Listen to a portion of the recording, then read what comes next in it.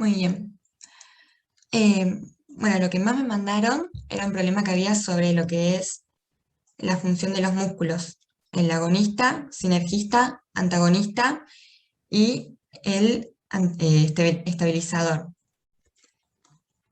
Nosotros, cada vez que efectuamos un movimiento, hay músculos que están dentro del mismo plano que son los principales ejecutores de ese movimiento. El ejemplo más fácil es en la flexión del brazo, el bíceps y el braquial. Los músculos se caracterizan por sus funciones. Los que hacen este movimiento son los agonistas, los principales ejecutores, o sea, los protagonistas del movimiento. Por el contrario, están los músculos que hacen el movimiento opuesto, que se oponen a este movimiento, que durante la ejecución tienen que relajarse para permitir que suceda. En el caso de la flexión, los músculos antagonistas van a ser los que realizan la función contraria, la extensión, como son el ancoño y el tríceps. Después están los sinergistas, que son músculos que ubicados en otra región del cuerpo o en otro plano, también ayudan a que ese movimiento suceda. No de manera principal, pero sí como complemento. Por ejemplo, habrán visto en el gimnasio la subida de escalón, que yo voy, me paro y me tengo que levantar. El principal músculo implicado van a ser los cuádriceps, que son los que se van a encargar de extender la rodilla y hacer que me pare.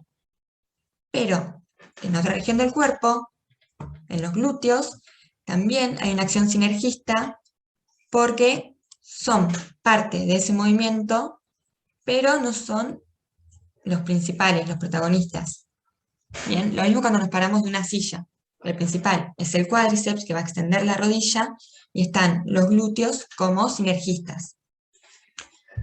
Y ahora el rol de los estabilizadores es justamente estabilizar, mantener en su lugar otra articulación que no es la que está involucrada en el movimiento. Si yo estoy haciendo flexión y extensión del brazo, claramente no puedo estabilizar el codo porque si yo lo dejo quieto no hay ningún movimiento. Pero sí el hombro. Yo cuando hago flexión y extensión estoy dejándolo quieto, no hago esto. Entonces, los músculos como por ejemplo el deltoides o los rotadores también ayudan a estabilizarlo y que se mantenga en lugar y que el movimiento tenga cierta tecnicidad, cierta ejecución. Lo mismo el tema de los planos. Cualquier cosa, si no se entiende o si quieren hablar de algo más, pueden ponerlo en el chat, pueden abrir el micrófono y decirlo. Preguntaban por lo de los planos y los ejes. Bien. Ustedes vieron que la posición anatómica es, bueno, parados, de frente, con los pies en el ancho de la cadera, los brazos en posición supina y mirando al frente. Erguida, no posible, ya habrán visto. Puestos derechos con las manos hacia adelante. Bien, de acá hay 3 planos, que serían 3 maneras de mirarme, y a partir de eso vamos a observar los movimientos que se pueden hacer en esos planos. El primer plano es el frontal, o sea, de frente, donde vamos a realizar los movimientos de abducción, o sea, alejar del eje central del cuerpo, llevarlo hacia lateral, y de aducción, llevarlo hacia medial, hacia adentro del cuerpo. Lo mismo puede pasar con las piernas, lo mismo sucede con la mano, y con lo que quieran. Bien, después vamos a tener el eje, el plano sagital, que sería mi parte al medio mirándome de costado, donde vamos a tener lo que es la flexión, en este caso de hombro, y la extensión.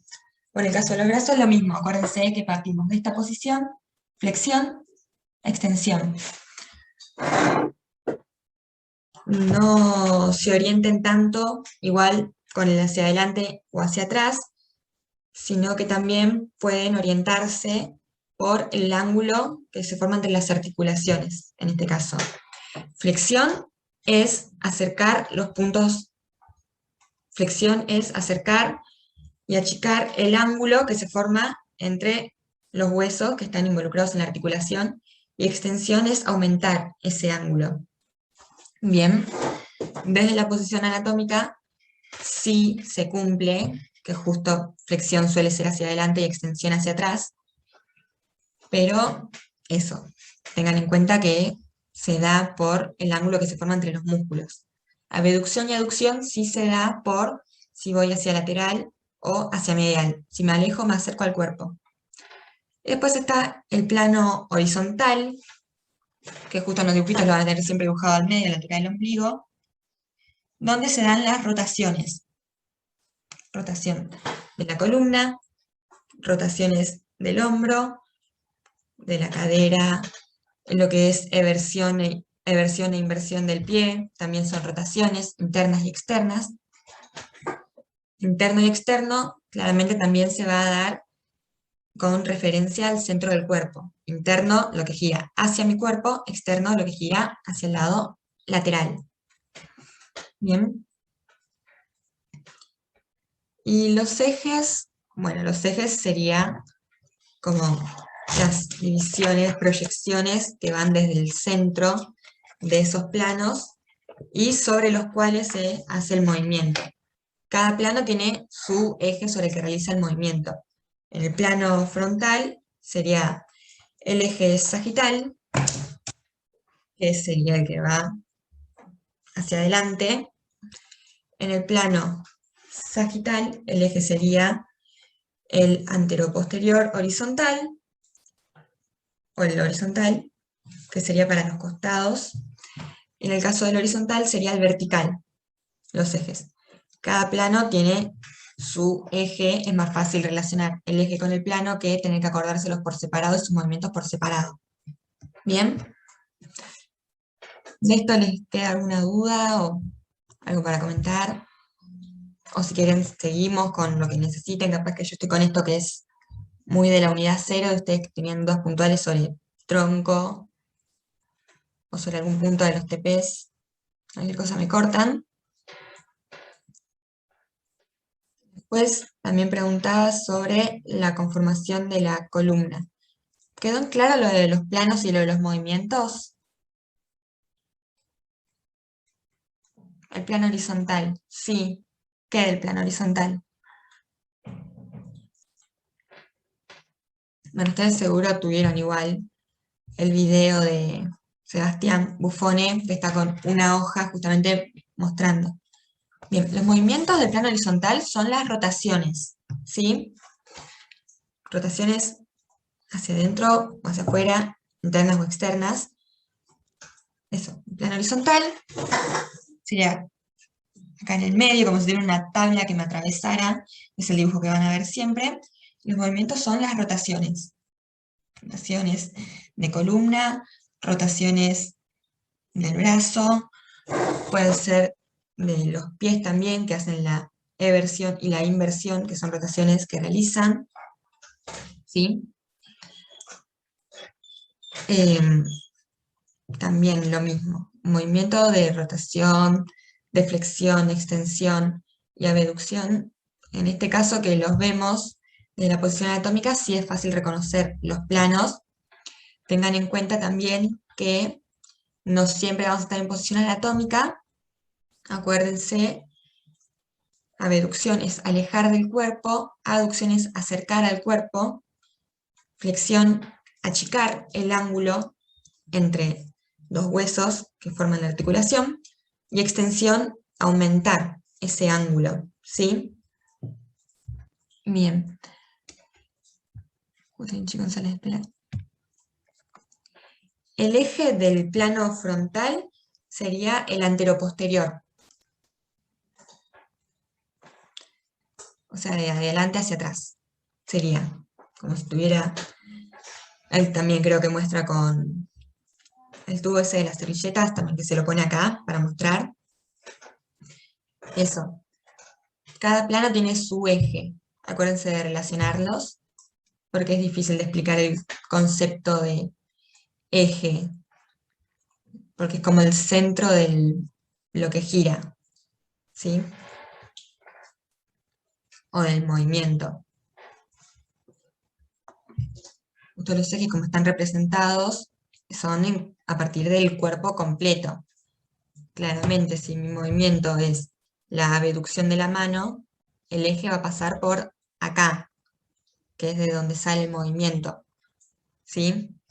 También tengan en cuenta eso a la hora que les den ejercicios y les pidan que analicen de qué plano es, cuál es el eje, y también para identificar los músculos agonistas, antagonistas y sinergistas o estabilizadores, tengan en cuenta lo de la función. El agonista es el que realiza la función principal, antagonista el que realiza la función contraria, sinergista es un músculo que está en otro plano o en otro lugar, ayudando, complementando al movimiento, pero sin ser el principal ejecutor, y el estabilizador es un movimiento que estabiliza otra articulación para darle una ejecución más técnica y que el movimiento no sea cualquier cosa. Bien. Después, bueno, la otra cosa que me habían dejado ya era sobre columna. ¿Quedó algo antes de que avance hasta allá? Bien, después las articulaciones. ¿Qué las articulaciones? O sea, el concepto o los tipos.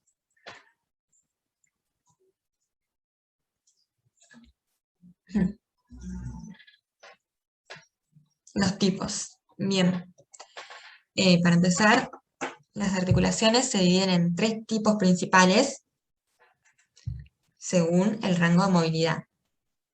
Están las sin artrosis, que no tienen nada de movimiento, las anfiartrosis, que son articulaciones planas que tienen poco movimiento, y después están las diartrosis, que son las que tienen más movilidad, y dentro de las diartrosis tenemos, también basadas en los grados de libertad que tienen y en la forma, tipos de articulaciones. Tenemos, por ejemplo, la enartrosis, que es por ejemplo la del hombro o la de la cadera, que tenemos una parte como si fuera una cabeza esférica metida en una cavidad, lo cual permite rotaciones, bueno, flexión y extensión, abducción y aducción. ¿Sí? El hombro. Rotaciones, para hablar de rotación del hombro, yo siempre flexiono el brazo para que la rotación salga realmente de acá y que no sea articulación de las radicubitales. Rotación interna, rotación externa, flexión, extensión, cuando lo llevo hacia atrás, abducción, aducción. ¿Sí? Después están las de encaje recíproco, que es como si tuviera 2 piezas así montadas, que tienen 2 grados de libertad, o sea, abducción y aducción, y flexoextensión suele ser, por ejemplo, el ejemplo que da en la bibliografía es el trapecio metacarpiano, bien, de la muñeca.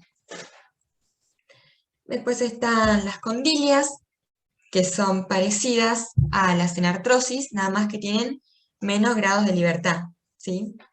Por lo general, bueno, por ejemplo, la de pronación o supinación, que se da en el codo, bien, hay una condilia y una tróclea, acá, justo. Por eso tenemos una que nos da las rotaciones y otra que nos va a dar la flexoextensión, que son los 2 grados de libertad que tiene el codo. La troclear, que es, por ejemplo, la de la rodilla, flexoextensión, 1 grado de libertad. Tengo el encaje y tengo otra parte acá, hacer esto. ¿Sí? Después en la bibliografía igual, en las diapositivas tienen los dibujitos. Cualquier cosa me paran si no se entiende alguno, si quieren que dé algún otro ejemplo que muestre los dibujos que tengo. Están las trocoides, que va encajado, disculpen el gesto, pero es la manera de mostrarlo. Así, tengo un agujero y algo que encaja, ¿sí? Y permite rotaciones. Por ejemplo, la que tenemos entre el atlas y el axis, ¿sí? Ustedes cuando ven tronco van a ver que el axis tiene la apófisis odontoide, que sería justamente la partecita esta, que va a encajar con uno de los agujeros del atlas. Y eso forma la articulación, que es una trocoide. Y después, bueno, vienen las artrodias, que es, por ejemplo, las que están entre los huesos de la mano, entre los huesos del pie, entre las vértebras. Son articulaciones planas, deslizan, lo único que hacen es deslizar, ¿sí? No tienen flexoextensión, no tienen rotaciones, deslizan, su función es deslizar. En la columna es más complejo porque si bien yo les estoy diciendo que las artrodias no tienen rotación, no tienen flexoextensión, después vemos que la columna sí es algo particular porque justamente tenemos una almohadilla en el medio y la movilidad la da el conjunto de todos los deslizamientos de esas vértebras, ¿sí? Tiene muy poca libertad una vértebra a comparación de la otra. Lo que pasa es que tenemos 33, entonces la sumatoria sí nos da toda la movilidad que tiene nuestro tronco. ¿Bien? Bien, de las articulaciones, ¿quedó claro? Si no, cualquier cosa, me paran, prenden el micrófono, lo escriben, y repito, trato de explicarlo de otra manera, es que les sirva a ustedes.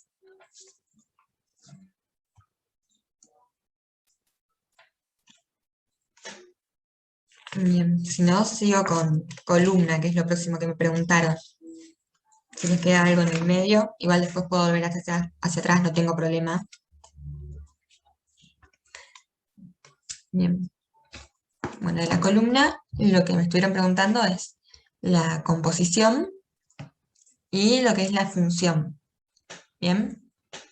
La columna, la composición, podemos verla desde distintos puntos de vista, ¿no? Un lado desde las curvaturas raquídeas, cuando decimos raquis o columna, estamos hablando de lo mismo. Las curvaturas son 4, 2 sifosis y 2 lordosis. Las lordosis serían las que van hacia adentro y la sifosis hacia afuera, la concavidad de la curvatura. Bien, tenemos por una parte una lordosis cervical, como ven está hacia adentro, que está formada por 7 vértebras cervicales, la primera que es el atlas, la segunda que es el axis, tenemos 3 vértebras tipo, y la séptima que sería la prominente, que la prominente se pueden ver cuando bajan la cabeza, van a ver que sienten algo como que sale, esa es la prominente, por eso justamente recibe ese nombre, que es prominente porque la parte de, miren, la apófisis es más grande, también tiene que encajar la chernela, que es cuando cambia de curvatura o de tipo de vértebra, se tiene que juntar con una de las dorsales, que son mucho más grandes. Bien, piensen que pasamos de cervicales que tienen que soportar el peso del cuello y de la cabeza, a cervicales que están por el tronco. Claramente, mientras más abajo voy, más peso van a soportar, más funciones van a tener, más grandes van a ser, ¿sí?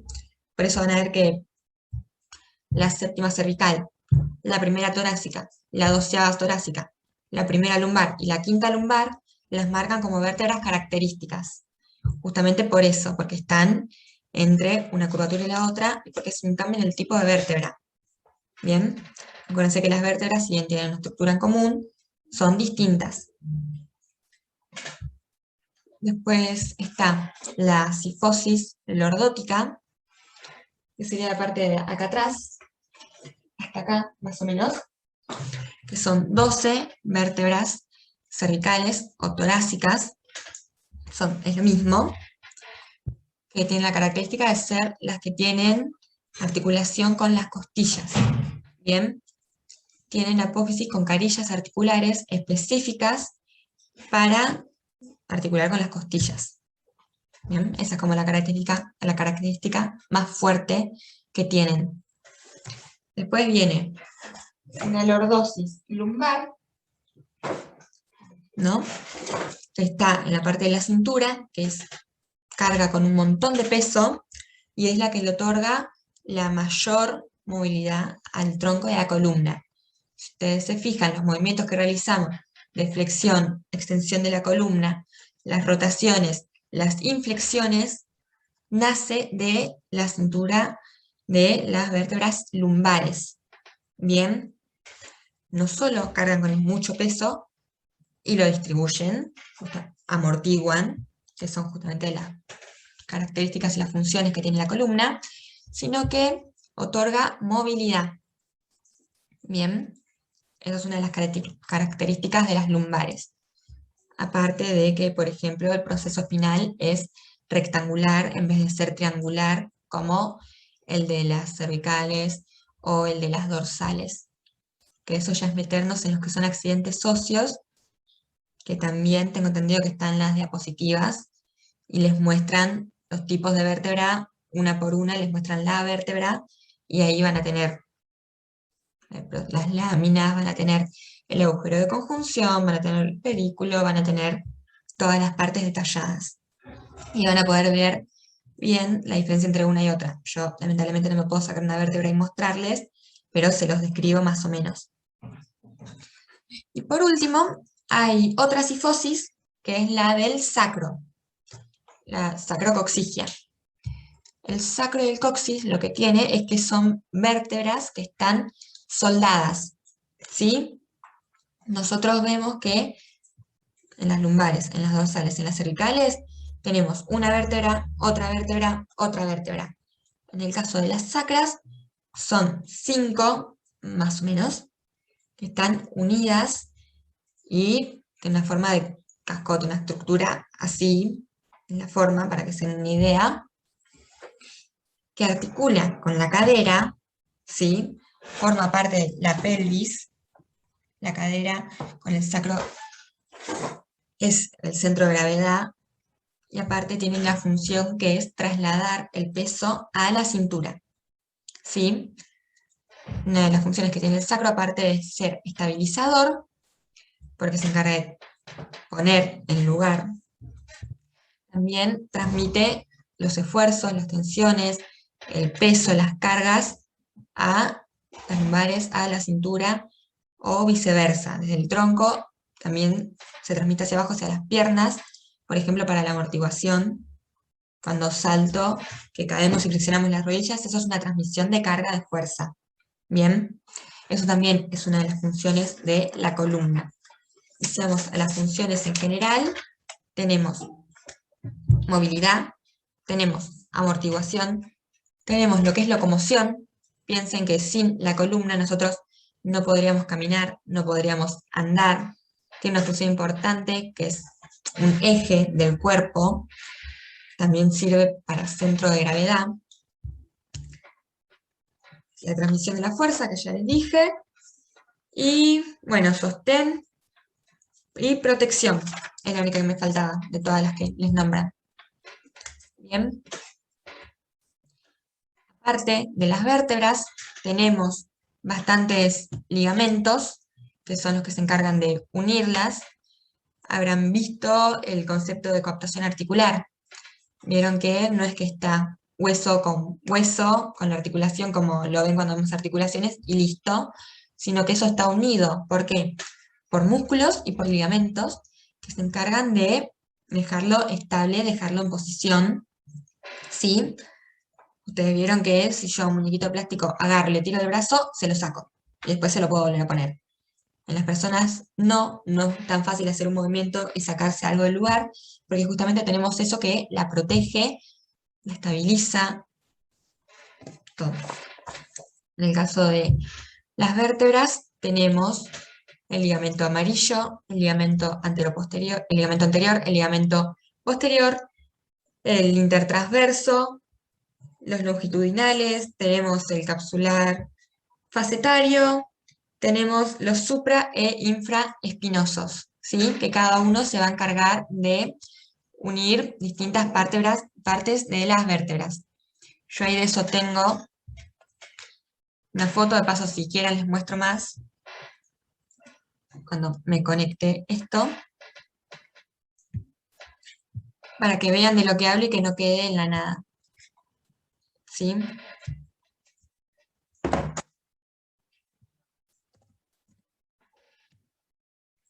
Bien. Bien, esos son los componentes principales de la columna. También vamos a tener las almohadillas, los discos intervertebrales, que tienen una función de amortiguar, ¿sí? Justamente toda esta carga que recibe la columna. A ver, acá, esperen que comparto pantalla.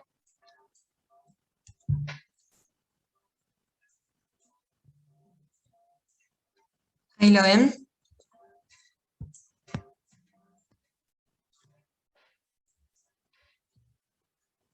Bueno.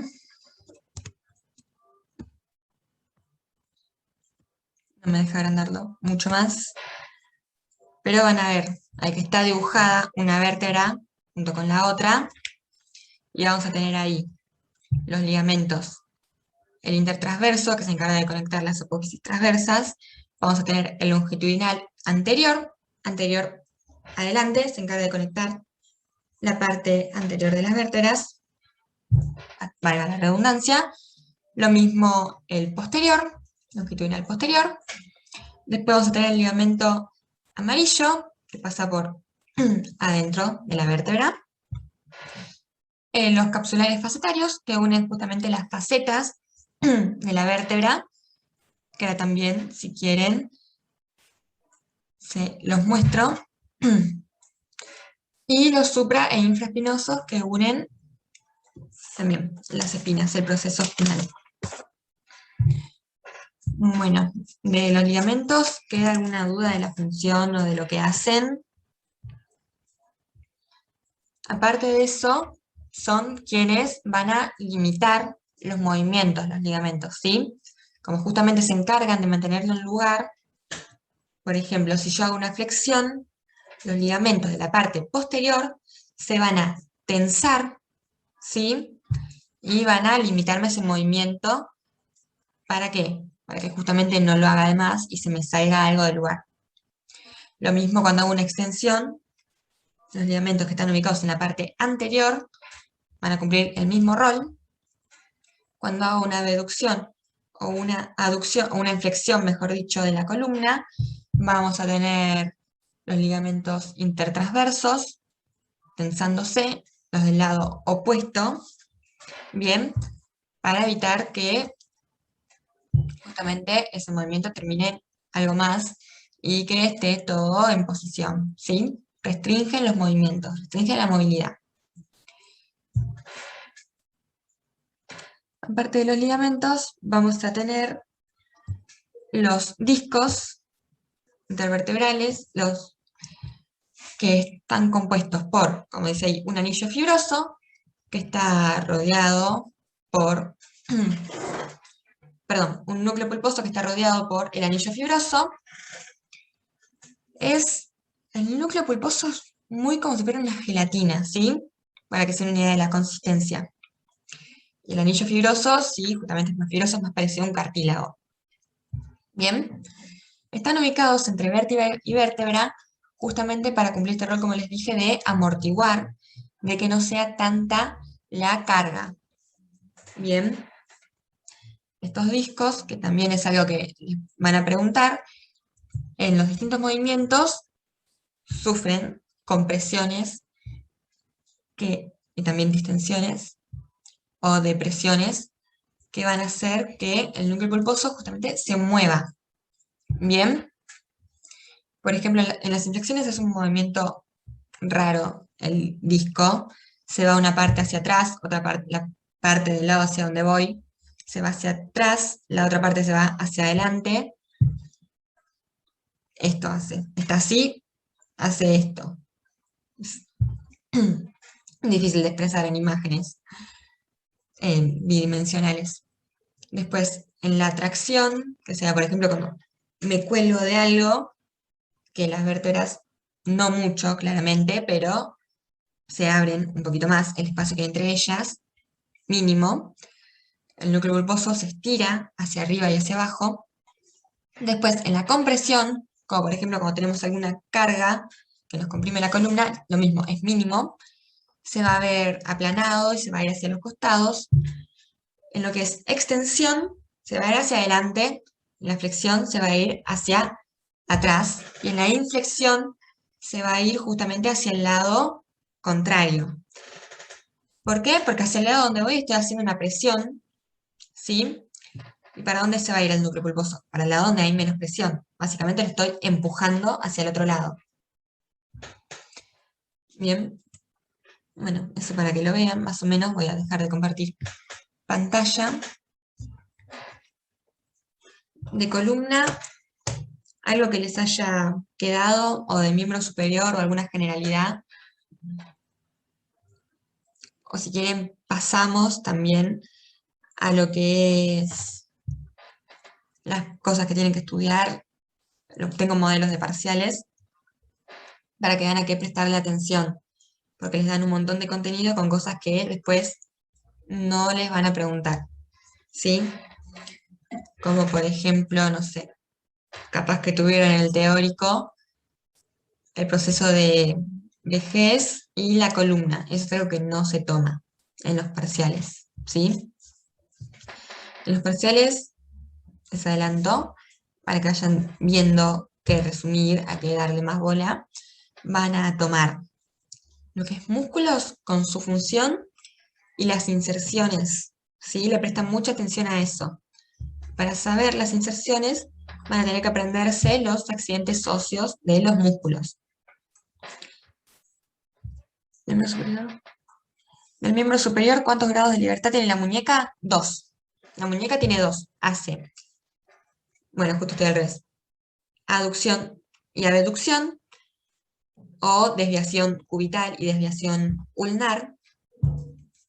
Y también tiene flexión y extensión. ¿Sí? Eso es algo que pueden comprobar haciéndolo con ustedes mismos, ¿sí? Lo bueno que tiene anatomía es que tenemos justamente el miembro superior, tenemos miembro inferior, tenemos un tronco, podemos, si no tenemos alguna duda, intentar hacerlo y ahí darnos cuenta con la propiocepción que cada uno tenga, así nos queda más claro. Porque yo puedo decírtelo, o podés leerlo, pero si vos vas y te fijás, a ver, ¿la muñeca tiene rotación? No, no me deja. Puedo hacer desviación ulnar o desviación cubital o desviación ulnar. Puedo hacer flexión, puedo hacer extensión. Son los dos movimientos, son los 2 grados de libertad que tiene.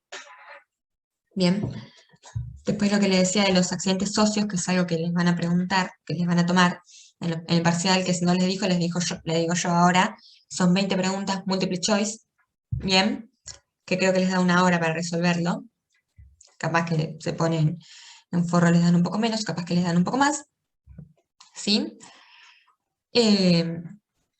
Los accidentes socios son las particularidades que tiene cada hueso. Por ejemplo, les nombré el bíceps. El bíceps se inserta claramente acá, porque hace un movimiento de flexión del antebrazo sobre el brazo. Y después la otra inserción es acá. Bien, que sería en la apófisis coracoide. Después tenemos, no sé, por ejemplo, músculos que se insertan en la corredera bicipital, que también es algo que puede llegar a tomar, como por ejemplo, no sé, el pectoral mayor se inserta pasando la corredera bicipital, no en la corredera, sino más allá de la tuberosidad. Después tenés músculos como los de la rotación interna y externa del hombro, que también se van a insertar en el troquín o en el troquiter. ¿Sí? Les puede llegar a tomar en un examen múltiple choice. Un ejemplo de pregunta es: ¿cuál de estos músculos se inserta en el trochanter? Bien, y les va a dar 3 o 4. O, por ejemplo, el movimiento de rotación interna, ¿cuál de estos músculos es un rotador interno o es agonista? Y ahí les nombra pectoral, les nombra rotador mayor, les nombra, no sé, el subclavio, ¿sí? Ustedes ahí se van a tener que acordar dónde está cada músculo y en base a dónde se inserta, ustedes solo se van a dar cuenta los movimientos que hace. Igualmente, falta un montón, les estoy diciendo para que sepan a qué cosas puntuales les tienen que prestar atención y se tienen que anotar, ¿sí? Algo que sirve mucho para el parcial es hacerse cuadritos con los músculos, dónde se inserta, de dónde es el origen y la función que hace. El parcial va a ser por junio, ¿sí? Tienen todo mayo, pero el problema con materias como anatomía es que no van a tener pausa. Ustedes van a tener un parcial que va a ser sobre miembro superior y sobre tronco, va a ser este primer parcial, y sobre algunas generalidades, como por ejemplo, les van a preguntar qué tipo de articulación es el hombro, ustedes van a tener que decir es es una enartrosis, pero les voy diciendo para que cuando den cada miembro se vayan anotando. Ponele ahora que dan tronco, anótense los músculos, el espinal largo o el dorsal largo, ¿dónde nace? En la masa común lumbar. ¿Dónde se inserta? Acá. ¿Qué hace? Extensión. Lo mismo del otro lado. El recto del abdomen. ¿Dónde nace? Acá. ¿Dónde se inserta? Más abajo. ¿Qué hace? Flexión de la columna. ¿Sí? Háganse cuadritos con eso.